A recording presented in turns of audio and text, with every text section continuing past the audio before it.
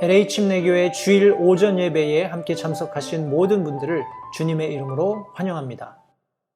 이 시간은 제가 계획하기로는 한 격월 정도요. 두 달에 한 번 정도는 저희가 이제 영어로 얘기하면 current affairs, 그래서 현재 일어나고 있는 사건들, 뭐 이렇게 우리가 표현할 수 있겠는데, 누차 우리 말씀을 통해서도 제가 강조하거니와 마지막 때가 뭐 너무나 분명하게 우리 눈앞에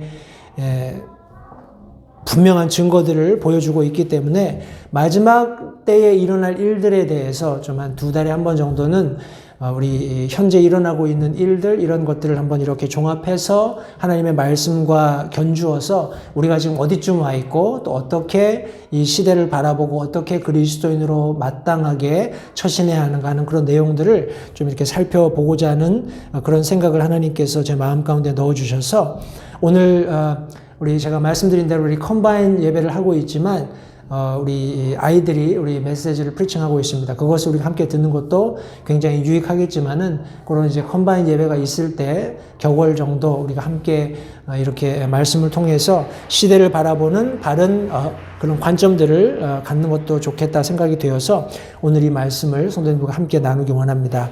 우리가 이미 나누었던 말씀이지만 베드로전서 4장 7절 한 절의 말씀을 읽고 제가 오늘 본문의 말씀을 가지고 우리 current affairs, 그러니까 현재 일어나고 있는 사건들을 통해서 마지막 날들을 보는 그런 관점을 함께 갖고자 합니다. 제가 말씀을 받들어 읽겠습니다. 베드로전서 4장 7절 말씀입니다. 오직 모든 것의 끝이 가까이 왔으니 그러므로 너희는 정신을 차리고 깨어 기도하라.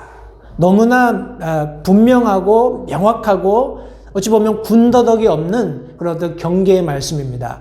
오직 모든 것의 끝이 가까이 왔으니 이것은 팩트입니다. 사실이에요. 그렇기 때문에 믿는 그리스도인들은 정신을 차리고 깨어 기도할 것을 성경이 말씀하고 있습니다. 그래서 오늘은 끝날의 증거들 첫 번째 시간으로 본문의 말씀을 가지고 우리가 어떻게 이 시대에 대처해야 하는가 하는 교훈의 말씀을 함께 나누도록 하겠습니다. 말씀을 위해서 잠시 기도하겠습니다.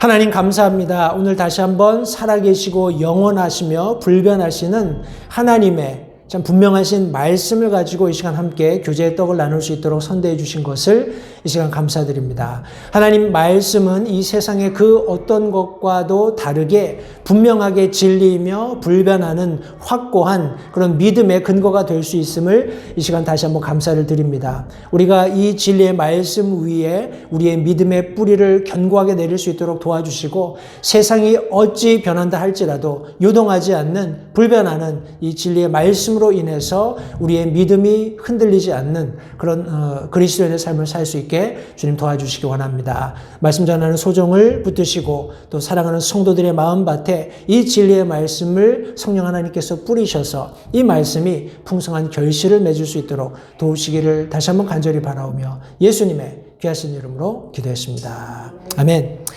성도님들, 왜 사람들이 예수님을 믿지 않을까요? 예수님께서 이 땅 가운데 육신으로 오시고 갈보리 언덕에서 피 흘려 돌아가시고 모든 죄를 분명히 대속하셨다고 성경은 말씀하고 있고 그분의 제자들에게 땅 끝까지 이 복음을 전할 것을 명령하신 이후에 모든 능력을 우리 그리스도인들에게 부여하셨습니다. 실제적으로 그런 하나님의 권능으로 말미암아서 지금 우리가 살고 있는 이 시대까지 복음이 끊어지지 않고 우리에게까지 도달할 수 있었다고 믿습니다. 그런데 궁금한 것은 왜 사람들이 이런 분명한 진리의 말씀이 있음에도 불구하고 예수님을 믿지 않는 걸까요? 제가 어떻게 보면 저의 루틴일 수도 있겠습니다. 아침에 일어나서 이제 TV를 틀면 뉴스가 나오잖아요. 그죠? 뉴스가 나오면 이제 어떤 방송국이 가지고 있는 그런 어떤 시스템에 의해서 뉴스가 선별이 되고 정리가 되어서 쭉 이제 순차적으로 이제 뉴스가 전달이 됩니다. 그래서 제가 별로 좋아하지 않는 주제를 다루고 있어서 다른 채널을 틀었어요. 그럼 어떤 일이 일어날까요? 똑같은 내용인데 다른 모습을 한 앵커가 그걸 이제 얘기하고 있는 거예요. 그래서 또 다른 채널을 틉니다. 똑같은 내용인데 또 다른 어떤 앵커가 나와서 그 이야기를 합니다. 아침에 교회 올 때도 마찬가지입니다. 제가 차를 운전하면서 라디오를 틀면 어떤 주제에 대해서 이야기를 해요. 그래서 별로 관심 가지고 있지 않는 내용이기 때문에 다른 이제 채널을 듣고 싶어서 라디오 스테이션을 돌리면 뭐 한국 방송은 똑같이 그 순서도 같아요. 이 내용을 여기서 얘기하고 있으면은 채널을 틀면 똑같은 내용을 거기서 얘기하고 있습니다. 그런 저 나름대로는 우리 영어 표현에 frustrating 한다 그러죠. 아주 그냥 좀 이 답답하고 별로 이렇게 썩 좋지 않은 그런 내용들을 접하게 되어서 별로 이렇게 썩 달갑지 않은 그런 이제 아침 시간을 제가 종종 보내곤 합니다. 성도님들 재미있는 것이 무엇이냐 하면 이것은 어떤 한국 뉴스 매체에 국한되는 게 아닙니다. 전 세계적으로 이제 미국에서뿐만 아니라 전 세계적으로 확산되고 있는 추세예요. 같은 내용들을 뭐 똑같아라고 이야기하기보다는 유사한 내용들을 이야기하고 있고 조금씩 다른 그런 어떤 해설들을 붙이면서 사람들이 이제 소위 말하는 current affairs, 현재 일어나고 있는 일들에 대해서 이해할 수 있도록 어떤 의미에서는 돕는 차원에서 뉴스들이 활용되어야 하는데 너무나도 뭐라고 하나요? 같은 어떤 제가 표현이 갑자기 생각이 안 나는데 똑같은 내용들을 보여주고 있다는 거예요. 성도님들 이 세상에 얼마나 많은 일들이 일어나고 있을까요?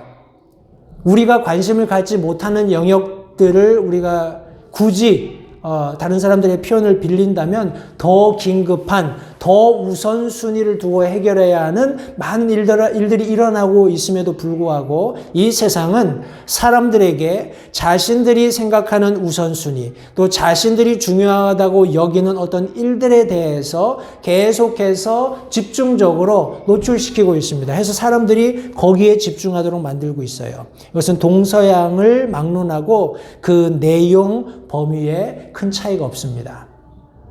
성도님들 이런 시대를 저와 여러분들이 살아가고 있습니다. 이런 시대를 살아가고 있기 때문에 성경 말씀에서와 같이 우리는 정신을 차려야 합니다. 정신을 차려야 합니다. 근데 과연 이게 무슨 말일까요? 정신을 차린다라는 게 무슨 말일까요? 우리 영어로는 sober 이런 단어를 썼습니다. 성경 원어, 우리 정신을 차린다라는 그 의미를 내포하고 있는 성경 의미는 admonish 아니면 warn 이런 단어를 사용하고 있습니다. 이거는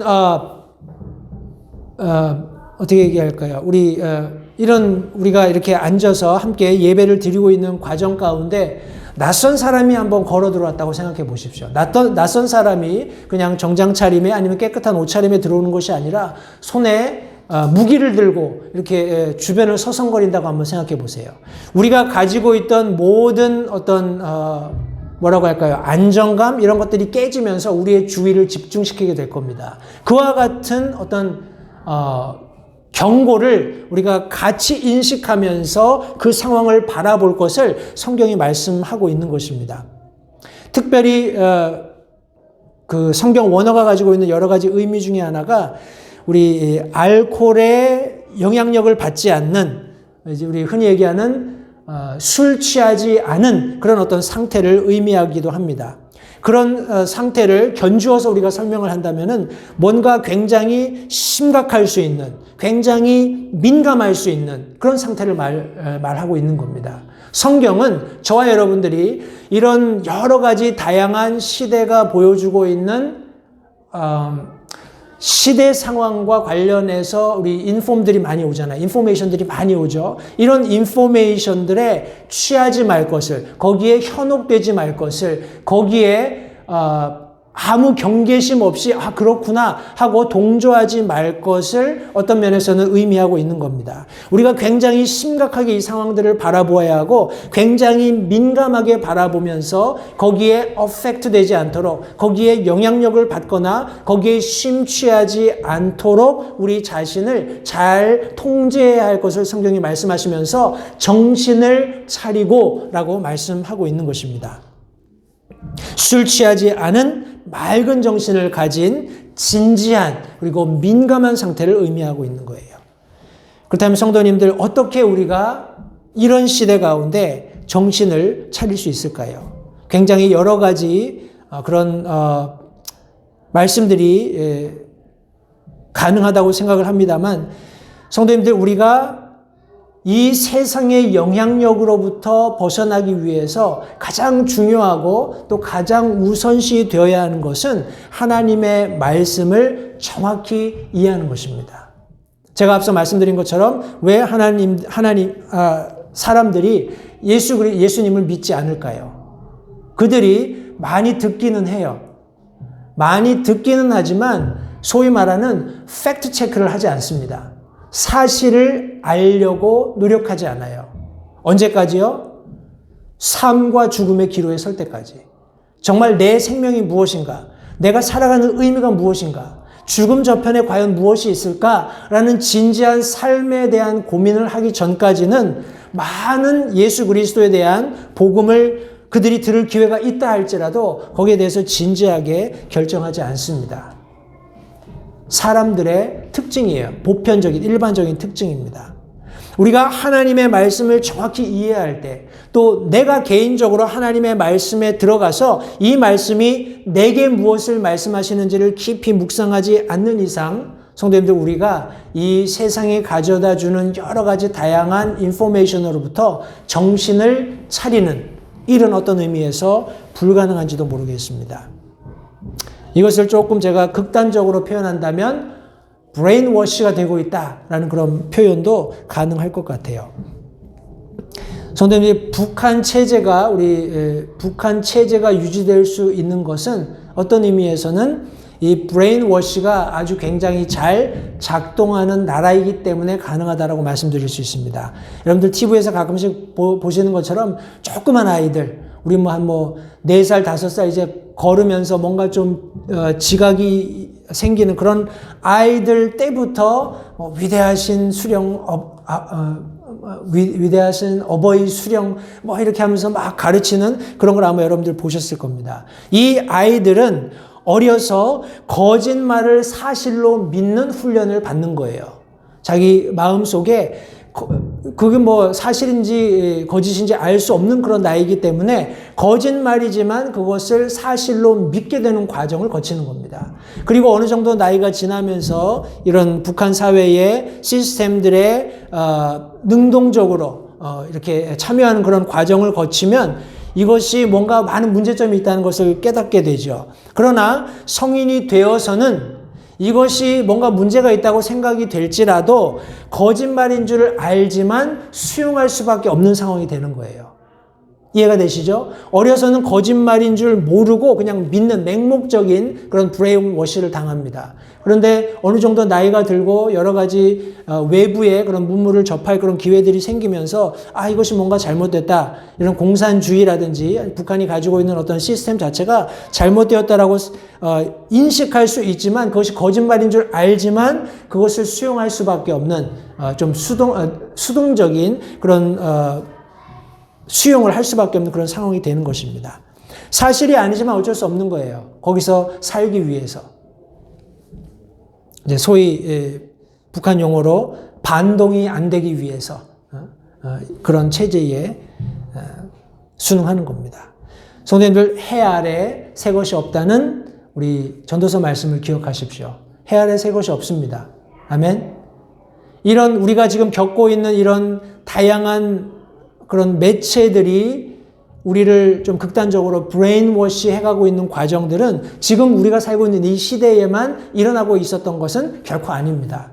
그 이전에도 있었고요. 이런 시도는 계속 있었어요. 다시 말씀드리면 마귀 사탄은 어떤 의미에서 굉장히 부지런하게 자기 일을 하고 있었던 겁니다.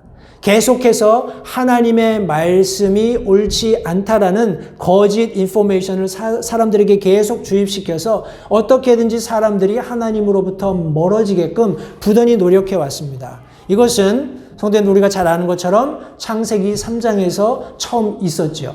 하나님께서 무엇을 분명히 말씀하셨을 때 그것은 진리였습니다. 진리이고요. 근데 사탄은 그것이 진리가 아니다라고 감히 단언했어요. 왜냐하면 이 하나님께서 주신 진리에 대해서 정확히 모르고 있었기 때문에. 하와가 정말 동산 실과를 하나님이 먹지 말라고 했느냐라는 사탄의 질문에 대해서 비슷한 대답을 했습니다. 정확한 대답이 아니라 비슷한 대답을 했어요. 그때 사탄은 우리 하와가 정확히 하나님의 말씀을 모르고 있다는 사실을 간파하고 자신의 그런 어떤 프로파간다라고 하죠. 자신의 어떤 시스템을 도입을 해서 이제 그녀를 하나님께로부터 떼어내는 작업을 했고 그것이 성공적으로 작동했던 것을 성경이 말씀하고 있습니다. 과거에도 있었던 동일한 일이 지금 오늘날도 일어나고 있습니다. 제가 이런 장황한 설명을 드리는 이유는 다음 제가 설명드릴 몇 가지 것들, 한 3가지 정도가 될 텐데 이런 일들을 통해서 사탄이 조금 더 이 시대에 적극적으로 자신의 그런 뭐라고 할까요? 마지막 때를 향한 그런 일들을 아주 맹렬하게 지금 가속화하고 있다는 것을 보여드리기 위해서 제가 이런 말씀을 좀 드립니다. 제가 한 3가지 정도 말씀을 드릴 텐데 이것이 전부는 아닙니다. 그리고 제가 여기에 대해서 무슨 뭐 코멘트를 한다거나 그런 것이 아니라 그냥 팩트 체크를 할 거예요. 이것이 지금 현실이고 현 상황이고 우리가 어디로 가고 있는지를 보는 겁니다. 이런 상황들을 보면서 정신을 차리지 않으면 우리가 거기에 쉽게 휩쓸릴 수 있다는 그런 경각심을 갖기 위해서 제가 말씀을 좀 드릴게요. 아마 낯선 주제가 아닐 겁니다. 비트코인 많이 들어보셨죠? 또 여러 가지 그런 뭐 동영상이나 이런 것들을 통해서 비트코인 그런 지금 뉴스들이 나오고 있습니다만 어떤 의미에서 이 비트코인 자체가 아니라 이런 어떤 컨셉이죠. 이런 컨셉은 세계의 어떤 단일 정부, 세계를 통합하기 위해서 시스템을 구축해 가는 데 있어서 어떻게 보면은 파운데이션 같은 역할을 할 그런 어떤 컨셉이기 때문에 조금 알아두는 것이 좋습니다.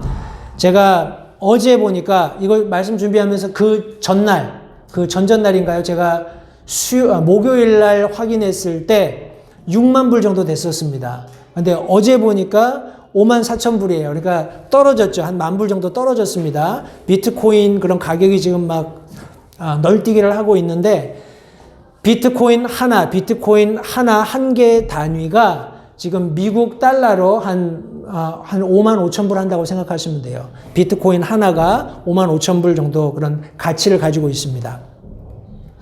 성도님들 참 사람들이 재밌는 게 뭐냐면 우리 인류 그런 역사 발전을 쭉 보면 아주 옛날에는 우리 조개 껍데기를 가지고 화폐를 했던 그런 시대가 있었다고 아마 역사에서 배우셨을 거예요. 그리고 시간이 쭉 지나고 나서 우리 이스라엘의 로마가 이렇게 통치하던 그런 시대에는 이제 소금을 가지고 사람들에게 급여도 지급했고 소금이 어떤 가치를 발휘하던 시대가 있었다고 또 우리 이해하고 있습니다. 오늘날은 뭐가 가치가 있나요? 돈이죠. 지폐죠. 화폐이지만 그 근본을 살펴보면 금입니다.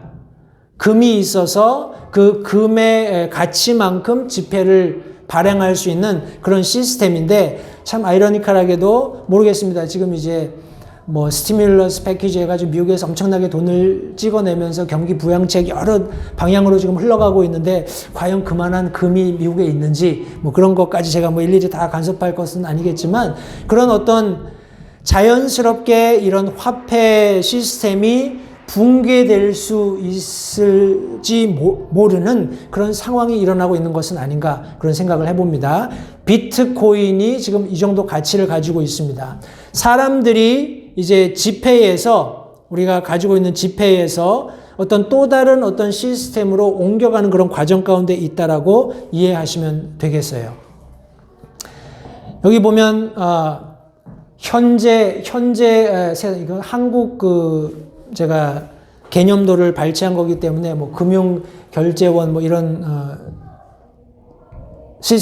조직이 있는데 뭐 미국으로 얘기하면 중앙은행 뭐 이런 개념도 괜찮겠습니다. 여기 보면 개인이 초록색이 개인이에요. 개인들이 지금 우리가 경제 활동을 하려면 은행에 돈을 예치해 놓습니다. 그죠? 은행에 돈을 예치해 놓고 이 은행들은 중앙은행 혹은 금융 결제원에서 이렇게 자본을 이렇게 유출하거나 해서 그런 어떤 크레딧을 가지고 사람 고객들과 거래를 하게 되어 있습니다. 근데 은행들이 꿈꾸는 세상이라는 것은 이 중간에 은행들을 통제하는 시스템이 없는 겁니다. 그죠? 그런데 사람들이 추구하는, 개인들이 추구하는 거는 뭐냐 하면 그도저도 아닌 거예요. 이 은행도 없어졌으면 좋겠다는 거예요. 왜? 성도님들, 우리가 은행을 이용하려면 수수료를 내야 되잖아요. 그죠? 수수료를 내야 하기 때문에 그런 수수료가 왜 필요하냐. 우리가 1대1로 거래하면 내가 물건을 사고 싶으면 그 사람한테 돈 주고 뭐 텍스니 뭐니 이런 거 뗄 이유가 전혀 없잖아요. 그죠? 그러니까 그런 세상을 사람 개개인들은 원한다라는 겁니다. 그런 차원에서 그런 컨셉에서 나온 것이 비트코인이라는 거예요. 이제 가치가 옮겨가는 겁니다. 제가 미국 와서 2007년도에 미국 왔으니까요. 거의 뭐 3, 4년이 지났는데 한국 은행 계좌에서 미국에 있는 은행 계좌로 혹은 미국에 있는 은행 계좌에서 여러 뭐 크레딧 카드를 페이먼을 한다거나 아니면 비를 페이먼 한다거나 이렇게 할 때 과거 제가 어렸을 때는 우리 엄마 손잡고 은행 가서 번호표 뽑아서 땡똥 하면 가가지고 뭐 전기료가 얼마니 뭐니 뭐 이렇게 냈던 그런 기억이 나는데 미국에 와서 캐시를 가지고 제가 직접 들고 가서 뭐 비를 낸다거나 이렇게 했던 기억이 거의 없습니다. 그냥 은행 계좌에서 내 한국의 은행 계좌로 혹은 한국에서 내 미국에 있는 은행 계좌로 또 내 은행 계좌에서 무슨 크레딧 카드 회사로 셋업을 해놓고 페이먼을 했던 그런 기억이 제게는 더 많거든요. 그러니까 어떤 측면에서는 이제 제 세대, 조금 저보다 젊은 세대들까지는 돈을 굳이 내가 손에 쥐지 않아도, 만지지 않아도 경제활동이 가능하다는 것을 인식할 수 있는 그런 시대로 변했다라는 겁니다. 한번 여러분들 부모님 세대들한테 한번 물어보십시오. 지금 한 7순이나 8순 되신 어르신들께 여쭤보면 여전히 뭔가 손에 있다라고 생각이 들지, 뭐 통장에 뭐 몇천 불, 몇만 불 이렇게 해도 별로 이게 체감이 잘 안 가실 거예요.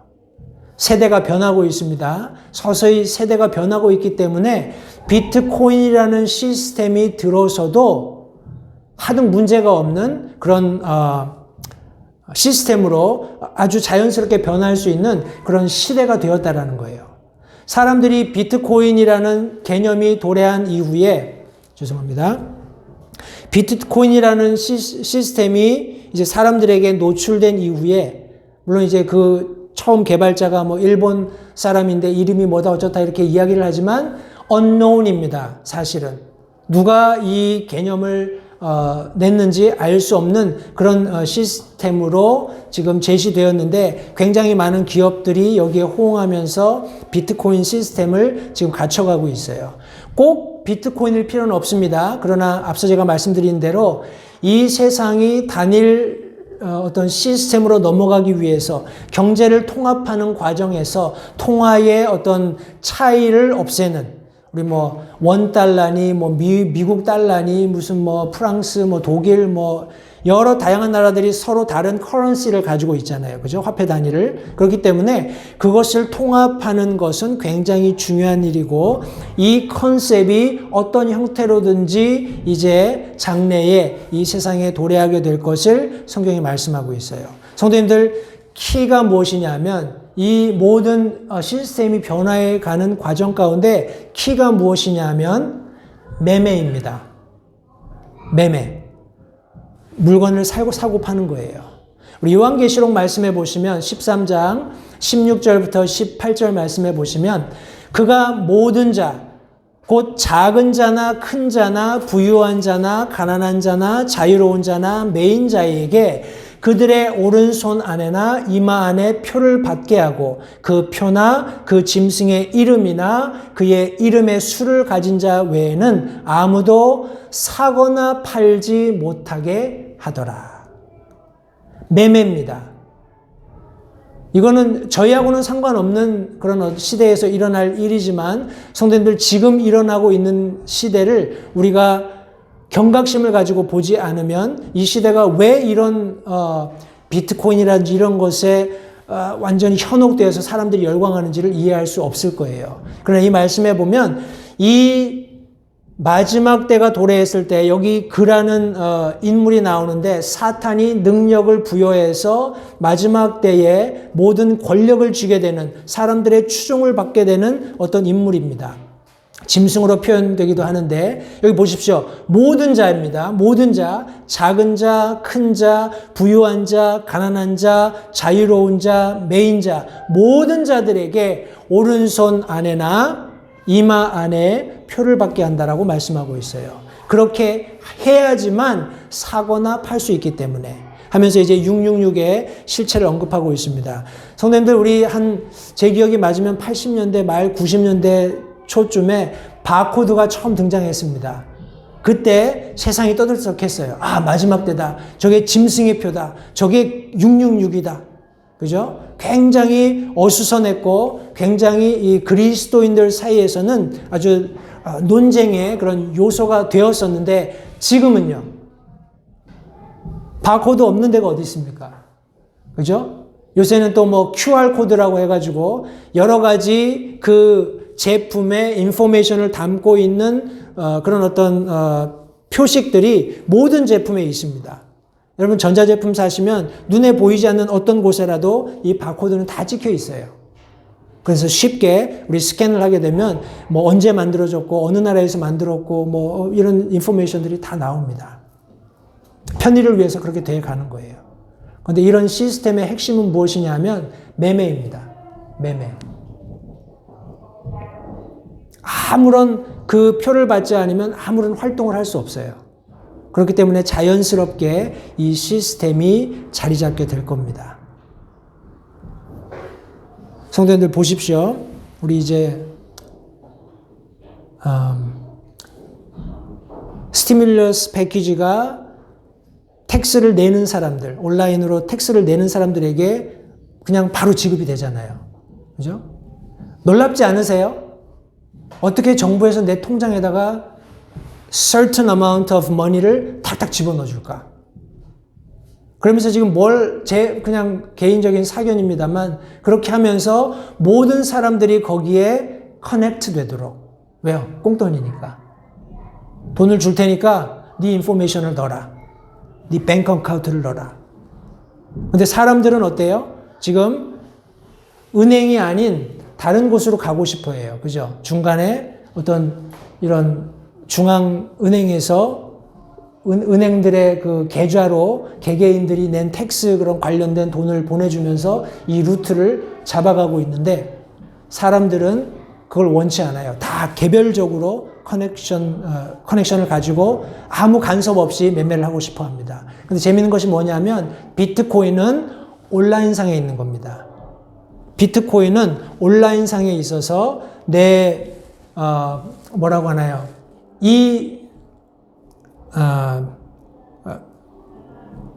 내 단말기에, 내 전화기나 뭐 타블렛에 이렇게 지갑이 있어서 거기서 자유롭게 쓰는 그런 시스템입니다.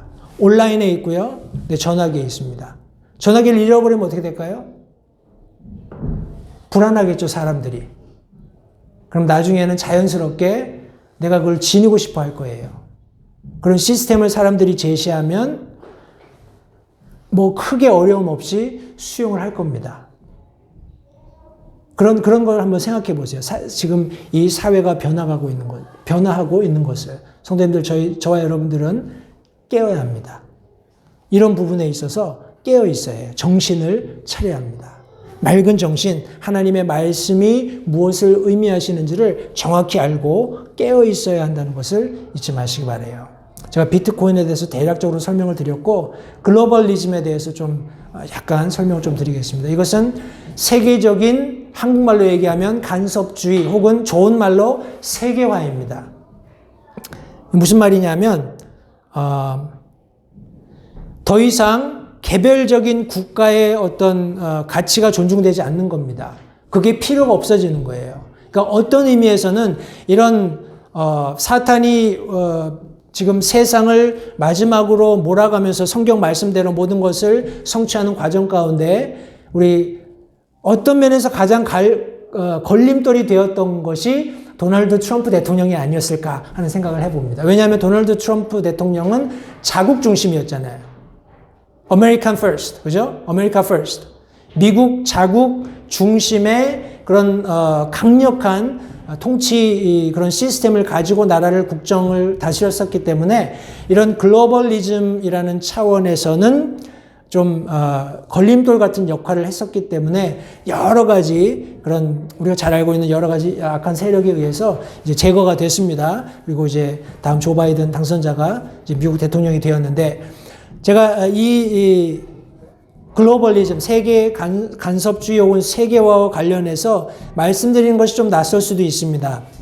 제가 말씀드리고 싶은 것이 인종차별이에요. 우리가 도널드 트럼프 대통령, 우리 다음 대통령 이렇게 뭐라고 하나요? 이렇게 컴피팅하는 조 바이든 대통령 후보하고 이렇게 컴피팅하는 그런 과정에서 우리 BLM, Black Lives Matter 이런 운동이 아주 거세게 일어났던 것을 우리가 알고 있습니다. 그러면서 흑인 우리 누군가요? 흑인 인디애나폴리스에서 우리 백인 경관에 의해서 흑인이 죽는 그런 사건을 기화로 해가지고 BLM, Black Lives Matter 운동이 막 거세게 일어났고 우리는 잠잠하다고 생각할지 모르지만 인디애나 쪽에서는 아직도 지금 아주 활화산입니다. 아주 불이에요. 아주 뜨겁습니다. 계속해서 인디애나폴리스 지역에서는 뭐 인종 관련된 증오 범죄들이 계속 일어나고 있어요. 그러면서 뉴스들이 어떤 얘기를 합니까? 그게 인디애나만의 얘기가 아니다. 미국 전체의 이야기다 하면서 이런저런 이슈들을 끄집어내는데 지금 여기 캘리포니아에는 뭐가 이슈입니까? 동양 사람들. 그죠? Asian Lives Matter. 그런 운동이 일어났고 또 지금 한국의 정치인들이 힘을 모아서 거기에 지금 굉장히 힘을 쏟고 있는 그런 모습이에요. 이런 모든 비하인드에 무엇이 있냐면 이런 국가적인, 특별히 미국이 가지고 있는 어떤 단합된 힘을 붕괴하는 겁니다. 그렇게 해야만 소위 우리가 이야기하는 글로벌리즘을 성취할 수 있기 때문에 그래요. 성도님들 그런 시스템이 변화해가는 과정 가운데 한국에서 지금 굉장히 뜨거운 아마 감자로 등장하고 있는 것 같은데 차별금지법이 뒤에 도사리고 있습니다. 차별금지법은 말 그대로 차별을 금지하는 거잖아요. 차별을 금지하는 거지만 이제 한국에서 제가 뉴스에 보니까 그런 얘기 하더라고요. 차별금지법 관련돼서 교계에서 이런저런 홍보 영상을 만듭니다. 만들면서 이제 제가 그 비디오 클립을 보니까 이제 전도 나가서 예수 믿으세요. 예수 믿으면 구원받습니다. 이렇게 하니까 한 사람이 당신은 지금 차별금지법을 어겼다. 왜 당신 종교에만 구원이 있다고 하느냐. 뭐 이렇게 하면서 막 거세게 반발하는 그런 내용이 나왔습니다. 나오니까 그 내용을 그러니까 교계에서 찍어놓은 그 내용을 가지고 이제 기자가 얘기하는 거예요. 기자가 뭐라고 얘기하냐면 차별금지법은 그런 게 아니다. 차별금지법이라는 것은 뭐 무슨 고용하는 부분에, 고용되는 부분에 있어서, 한 4가지 영역을 한국에서는 이야기합니다만, 그런 영역에 있어서 차별을 두거나 해서 불이익을 당하게 하는 것을 금하자, 그런 취지로 되는 것이다. 뭐 이렇게 이야기를 합니다. 그러나, 항상 모든 것은 그런 식으로 사람들이 호응할 법한 그럴듯한 것에서 시작을 했지만 종국의 어디에 목적이 있는 거 아니 바로 이 글로벌리즘입니다. 전 세계적으로 가지고 있는 도덕적 가치들을 다 허무는 거예요. 소위 말하는 우리 재편성입니다. 우리 흔히 이런 글로벌리즘 이야기하고 종말을 이야기할 때 뉴 오더다 이런 이야기 하잖아요. 그러니까 경제적인 부분에 있어서도 기존에 가지고 있었던 모든 시스템들이 붕괴되고 있는 과정이고 어떤 국가적인 개념에서도 국가적인 가치나 그런 어떤 정체성이 무너지고 있는 과정이고 어떤 시점이 되면 새로운 질서들이 창출되게 될 겁니다. 이것이 모든 사람이 모든 국가가 모든 민족들이 따라야 할 가치다 하고 드러나게 될 거예요. 이것은 성경이 말씀하고 있는 바이기 때문에 적어도 저와 여러분들에게는 낯선 것이어서는 안 됩니다. 그런 차원에서 저와 여러분들이 정신을 차리고 지금 세계가 돌아가고 있는 일들을 볼 필요가 있습니다. 질서가 해체되고 새로운 질서의 창출, 우리 뉴 오더가 만들어지는 과정에서의 글로벌리즘을 성도님들 이해하시기 바라요. 그 이면에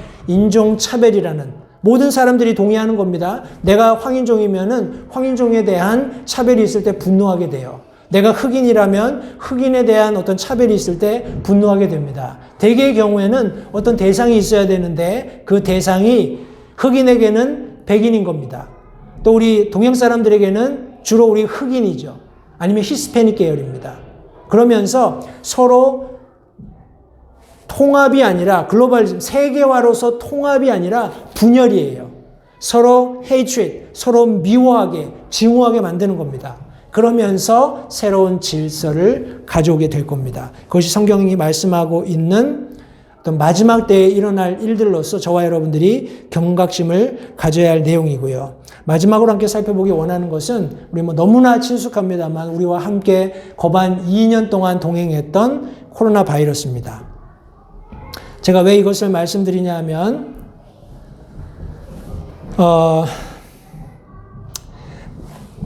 거의 매일 하루에도 몇 번씩 코로나 바이러스에 대한 뉴스를 접하시죠. 그죠? 그리고 사람들과 만나서도 자연스럽게 대화하는 과정 가운데 화제는 코로나 바이러스입니다. 이제 백신이 나왔대. 이제 자유롭게 우리가 모일 수 있게 됐어. 우리 코로나 백신 맞은 사람끼리 우리 회식하자, 등산 가자, 여러 가지 그런 재밌는 표현들도 나옵니다만 그것이 어떤 뭐라고 할까요? 치밀한 계획에 의해서 전개되고 있다라는 것을 사실 사람들은 잘 모릅니다. 제가 그 이야기를 이후에 좀 말씀드릴 텐데 여기 지금 제가 화면을 캡처한 것은 CDC 우리 미국 중앙재해본부 이렇게 우리 얘기할 수 있겠는데 어저께 제가 캡처한 겁니다. 제가 다른 자료도 있지만 이게 패스트가 안 돼서 제가 그냥 어제 CDC에 들어가서 캡처를 했어요. 여기 보면은 케이스 데이터가 있고 지금 토탈 케이스 US 인원이 10만, 100만, 1000만, 3,100만 명 정도 됩니다. 그리고 그 코로나 바이러스로 인해서 죽은 그런 인원이 56만 명 정도 되고요. 그리고 저기 이제 백신 맞은 사람들이 한 2억 명 정도, 1십, 100, 1000만, 10만, 100만, 그죠? 2억 명 정도 된다고 저기 이렇게 기록을 하고 있어요. 성도님들 이런 숫자를 보시면 어떠세요? 와, 진짜 많다. 많이 죽었네.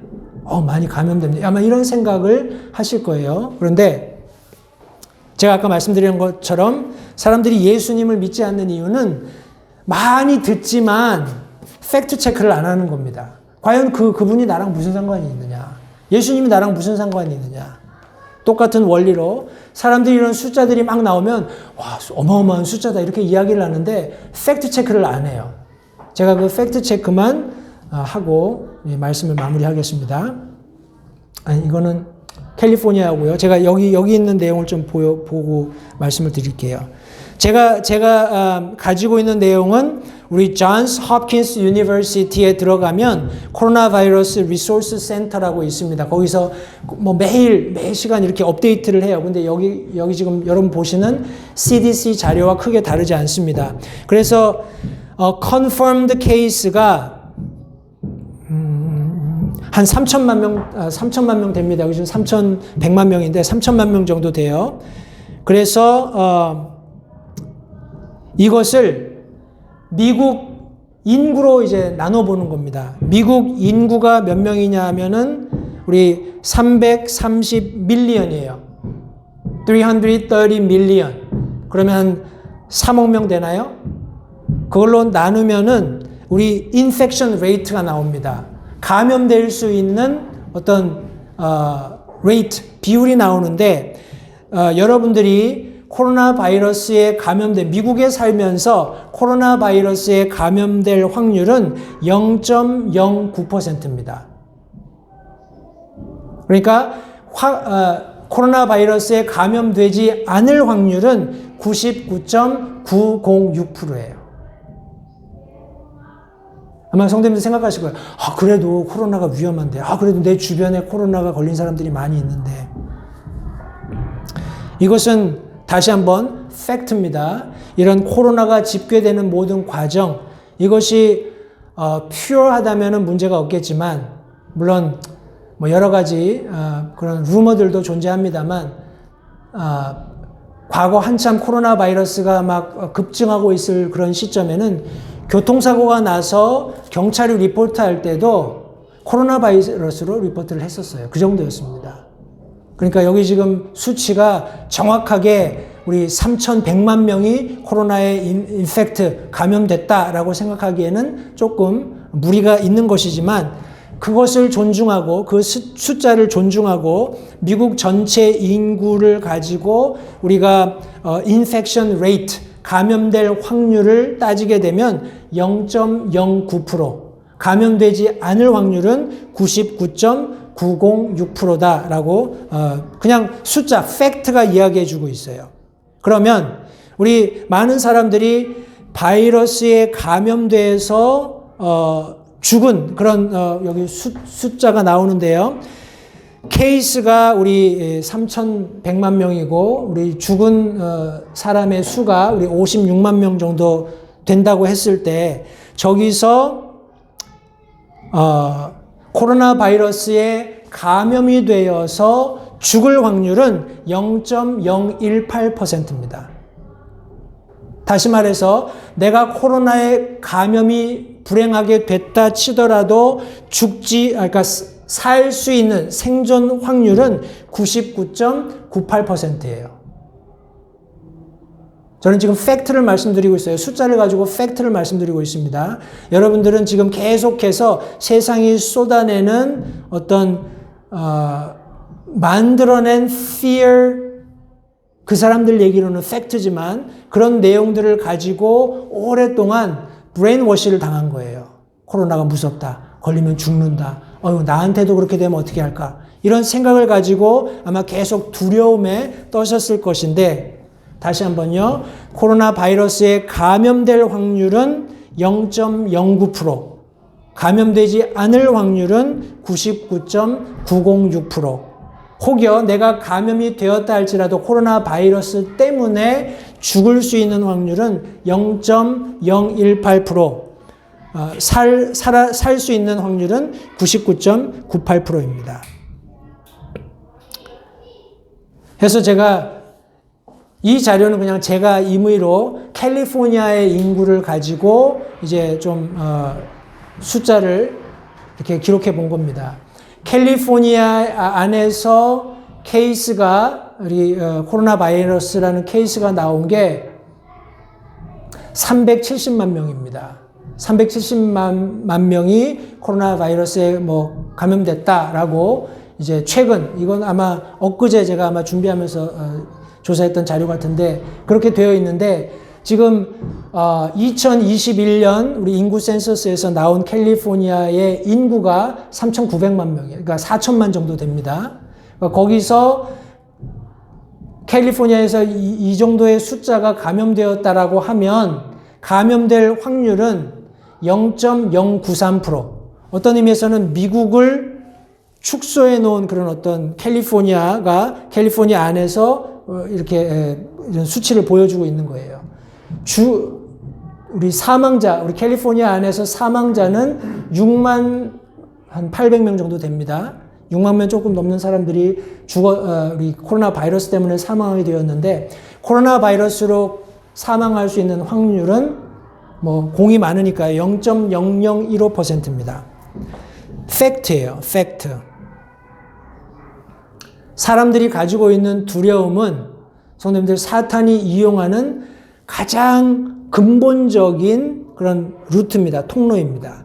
거기를 통해서 모든 일들을 이루는 것이 사탄의 전략이에요. 우리 안에 성경 말씀에서도 우리 안에 성령이 계시면 성령께서 어떤 일을 하냐 하면 모든 두려움을 내어 쫓습니다. 그러면서 우리를 어디로 인도하나요? 우리를 빛 가운데로 인도합니다. 우리 비트코인 아니면 글로벌리즘 아니면 코로나 바이러스 그 어떤 것도 우리 눈에 보이지 않아요. 그죠? 컨셉입니다. 사람들이 가지고 있는 아이디어예요. 마지막 때로 치닫게 되는 그런 시대에서 사탄이 지금 아주 기발한 아이디어들, 자기들이 가지고 있었던 마지막 때를 위해서 준비했던 것들을 막 쏟아내고 있는 그런 것처럼 저는 그런 어떤 피부로 체감을 하게 됩니다. 두려움이 있으면 이런 것들이 안 보여요. 그냥 이게 보입니다. 이게 몇 명이 감염됐대, 몇 명이 죽었대. 어휴, 조심해야지. 어휴. 자기 개인 위생을 하고 뭐 조심하는 거 전혀 나쁜 것이 아닙니다. 그러나 팩트를 알아야지만 맑은 정신을 가지고 이 시대를 바라볼 수 있어요. 이것은 그냥 제가 추가적으로 조금 설명드릴게요.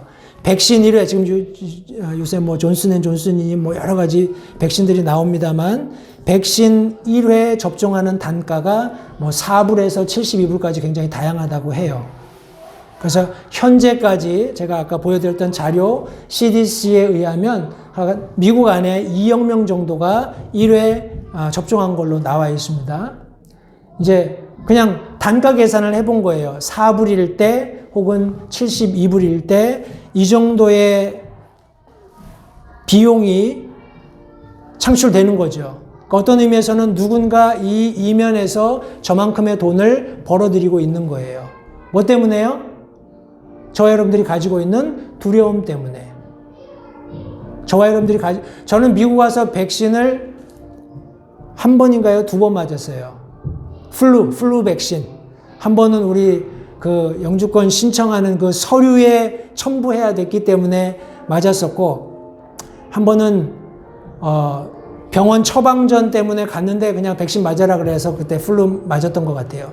2번 맞았습니다. 10몇 년 동안에. 지금까지 뭐 크게 뭐 감기철 오면은 뭐 감기도 앓고 하는 거죠. 그런데 지금까지 뭐 아무 문제 없이 잘 지냈어요. 근데 그런 건강한 사람들까지 지금 그 최종 목적이 뭡니까? 모든 사람이잖아요. 거의 뭐 100%, 6%. 제가 생각할 때는 100%가 절대 될 수 없다고 생각을 하는데, 지금 미국 안에서는 거의 한 뭐 60% 정도 맞았다 뭐 이렇게 이야기를 합니다만, 어찌됐건 간에 계속해서 뭐 3차 접종, 4차 접종이 필요할지도 모른다 뭐 이런 이야기들을 하는데, 그러면 아마 이게 기하급수적으로 올라갈 거예요. 누군가는 앉아서 계속 이제 저만큼의 돈을 벌어들이고 있는 겁니다.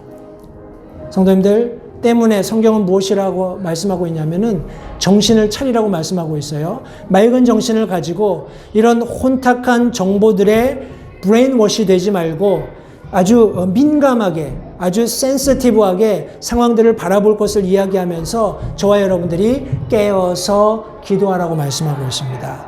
성도님들, 깨어서 기도하는 것이 무엇입니까? 이런 상황들을 우리가 거기에 뭐라고 할까요? 거기에 젖어서 혹은 그 영향력 하에서 기도하게 되면 성도님들, 우리가 마땅히 기도해야 할 바를 기도할 수 없습니다. 왜냐하면 내 기도하고 있는 기도의 내용들이 두려움에 근거한 것이기 때문에 그래요. 그러나 우리가 그 두려움을 벗어나서 성경이 말씀하고 있는 마지막 때가 도래하면 일어나게 될 일들을 우리가 지금 목격하고 있기 때문에 정신을 차리고 그것으로부터 벗어나서 그것으로부터 하나님의 말씀으로 내 발을 빼어서 깨어서 이 상황들을 정확하게 바라보면서 기도해야 한다고 말씀하고 있습니다. 성도님들, 기도는 그리스도인의 호흡입니다. 기도는 하나님과 대화예요. 하나님께 내 모든 문제를 내어 맡기는 것입니다. 하나님께서 내 주인 되시는 것을 인정하는 겁니다. 주님이 내 통치자이며 주님이 내 구원자이며 주님이 내 보호자라는 사실을 인정할 때 깨어있는 그리스도인의 기도가 가능하다는 사실을 성도님들 잊지 마시기 바랍니다. 비트코인이 어떤 형식으로든지 그 개념대로 이 세상에 드러나게 될 겁니다. 글로벌리즘, 세상을 통합하는 과정 가운데 반드시 그런 일들이 일어날 수밖에 없어요. 그런 일들을 이루어가기 위해서 더 효과적인 분열을 조장하기 위해서 성도님들, 인종차별주의적인 어떤 일들이 우리 주변에서 일어나고 있고, 이제 차별금지법이라든지 이런 것들을 통해서 사람들을 분열시킨 이후에 또 다른 시스템을 가지고 통합하는 그런 과정이 일어나게 될 것입니다. 그리고 코로나 바이러스와 같은 사람들에게 두려움을 가져다 줄 수 있는, 사람들의 그런 마음을 위축시킬 수 있는 그런 일들을 가지고 새로운 어떤 전환점을, 새로운 시스템을 가져오는데 사람들이 적극적으로 동참하도록 세상이 변화할 것을 성경이 말씀하고 있습니다. 다시 한번 성도님들, 우리는 정신을 차려야 합니다. 세상의 그런 어떤 여러 가지 다양한 인포메이션들에 우리가 젖어들어 있으면 안 됩니다. 하나님의 말씀으로 되돌아가서 말씀이 무엇을 우리에게 가르치시는가. 모든 것의 끝이 가까이 왔으니 그러므로 정신을 차리고 이 상황들을 정확히 바라보면서 깨어서 기도해야 할 것을 성경이 말씀하고 있습니다. 오늘 제가 월 정도로 말씀 나누기 원하는 그런 마지막 날들의 증거를 오늘 3가지 정도 함께 나누었습니다만, 다음 이제 몇 개월 동안 일어나는 일들을 제가 다시 모아서 이렇게 성도님들께 전달해 드리게 될 때 바라기는 너무 급진적인 변화가 일어나지 않았으면 좋겠어요. 2가지 그런 생각이 있습니다. 그렇게 된다면 예수님께서 오실 날이 더 아주 임박하게 될 것을 그리스도인으로 알기 때문에 한편으로는 그런 고대하는 마음도 있습니다만, 세상이 너무 급변하게 되면 성도님들, 우리 그리스도인들이 바른 복음을 전할 수 있는 그런 자리들을 많이 잃게 될 것입니다. 그때가 오기 전에 성도님들, 우리 더 힘써서 복음을 전하면서 마지막 때를 살아가는 그리스도인의 그런 바른 모습 우리 모두가 갖게 되기를 다시 한번 간절히 바랍니다. 오늘 말씀을 기억하시면서요, 정신을 차리고 깨어 기도하는 모든 LH 침례교회 성도님들이 되시기를 바랍니다. 잠시 들으신 말씀에 따라 결단하는 시간을 가지시기 바랍니다. 하나님께서 무엇을 말씀하시든지 따르기로 결단하십시오. 하나님께서는 순종하는 자들을 존중하십니다. 아직 예수님을 개인의 구주로 영접하신 사실이 없으시다면 자신이 죄인됨을 인정하며 하나님께 나오는 자들을 하나님께서 받아주신다는 확실한 말씀에 근거하여 다음과 같이 기도하십시오. 하나님, 나는 죄인입니다. 나는 내 죄로 인해 죽을 수밖에 없음을 압니다. 그러나 예수님께서 내 죄를 위해 십자가에서 피 흘려 죽으시고 사흘 만에 다시 살아나셔서 내 죄값을 모두 지불하셨고 내게 새로운 생명을 약속하셨음을 믿습니다. 지금 이 순간 예수님을 내 마음에 모셔드립니다. 내 마음에 오셔서 나의 주와 그리스도가 되어주십시오. 예수님 이름으로 기도했습니다. 다음과 같이 기도하셨다면 여러분은 성경 말씀대로 구원을 받으셨습니다. 계속해서 주 안에서 함께 자라가는 복된 교제가 있기를 간절히 바랍니다.